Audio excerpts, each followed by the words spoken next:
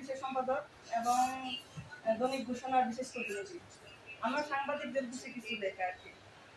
সাংবাদিকদের আবেগ অভিমান থাকতে নেই। তারা শীতে খেতে বৃষ্টিতে ভিজে দুধে করে কাঠিসমা পরিণত হয়। যাকে চাইলে পোড়ানো যায় না সে নিজেই আগুন, যাকে চাইলে ঠান্ডায় বেগানো যায় না কারণ সে নিজেই জ্বর। যাকে শীত কাঁপানো যায় না তার কলম সারা দুনিয়া কাঁপে তুলে তুফান জাতীয় অন্তরে জাগ্রত করে দিবে। যে এই মহান কাজটি করে তার হৃদয়ে আবেগ স্থান কোথায়। আমরা ডিফেন্স নই, আমরা কলম শুনি। হাতিয়ার শুধু কলম।